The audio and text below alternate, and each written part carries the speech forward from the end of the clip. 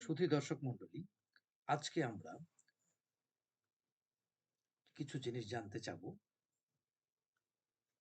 ইউকেতে অর্থাৎ ইংল্যান্ডে অথবা স্কটল্যান্ডে অথবা নর্দার্ন আয়ারল্যান্ডে আপনি যদি ওয়েলসে আপনি যদি স্থায়ী হতে চান, অর্থাৎ যদি আপনার পার্মানেন্ট রেসিডেন্ট হতে চান অথবা ন্যাশনালিটি নিতে চান, তখন আপনাকে প্রায় কি করতে হয়?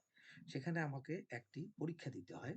লাইফ ইন দি ইউকে এই একটা টেস্ট থাকে। সেখানে ২৪টি এমসিকিউ প্রশ্ন থাকে এবং ২৪টির মধ্যে ১৮টি পেলে আমি পাস করব। এটা পাস হতে হবে এবং সেকেন্ড ওয়ান হচ্ছে আপনাকে অবশ্যই ল্যাঙ্গুয়েজ টেস্টে পাস করতে হবে।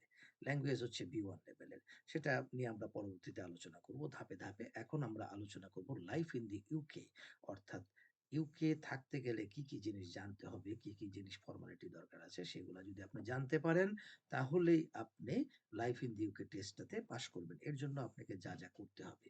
যখন আপনি একটি লাইফ ইন দি ইউকে টেস্টের ওয়েবসাইটে যাবেন, সেখানে যেয়ে আপনি ফর্ম ফিল আপ করবেন, আপনি সেখানে নির্ধারিত পরিমাণ টাকা দিবেন। দেওয়ার পরে আপনি টেস্টের জন্য তারিখ নিবেন, সেই তারিখে আপনি নির্ধারিত সেন্টারে যাবেন, যেয়ে আপনি পরীক্ষা দিবেন। এখন আপনার যে প্রশ্নগুলো আছে সেগুলো নিয়ে আমরা আজকে আমরা একটি একটি করে আমরা মোটামুটি আপনাদের যাতে পাস করতে পারেন সেরকম একটা ব্যবস্থা আমরা করে দিব।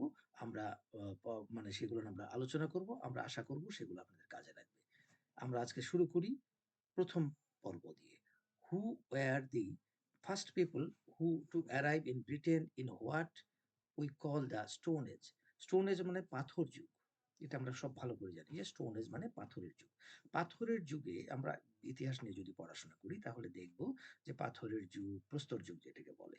তারপরে কৃষিক্ষেত্রের যুগ, এসব বিভিন্ন যুগের ব্যাপার বর্ণনা করা হয়েছে। সভ্যতা তো একদিনে গড়ে ওঠেনি।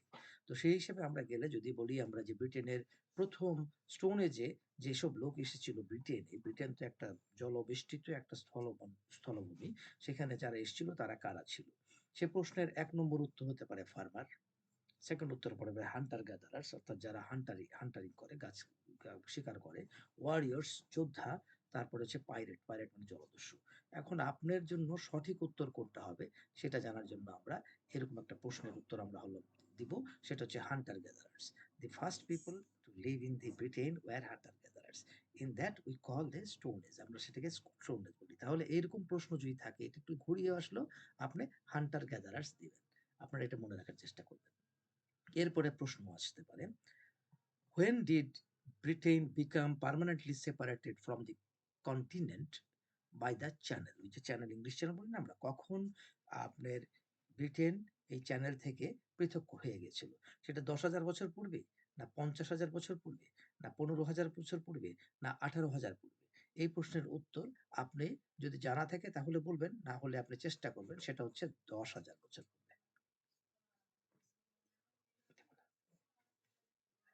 এইভাবে আপনাকে ধীরে, ধীরে এগিয়ে যেতে হবে। ধন্যবাদ আপনাকে।